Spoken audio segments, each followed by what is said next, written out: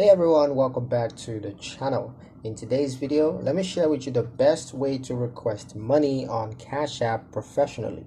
Alright, it's going to be a quick one. We're not going to waste much time as usual, so let's just jump straight into the video.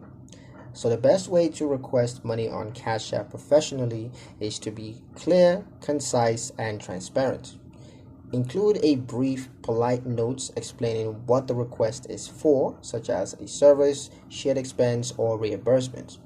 Use the exact amounts rather than rounded estimates to avoid confusion. Send requests directly through the app instead of repeatedly messaging outside platforms. Avoid sending multiple reminders in a short period, as this can appear unprofessional. Keep your profile name recognizable so that the recipient immediately knows who the request is from. A clean request with context builds trust and increases the likelihood of quick payments. But yeah, that's pretty much it for the video, guys. Hope you liked it. Hope you found the information here useful enough. If you did, like, comment, share, and subscribe for more helpful financial insights.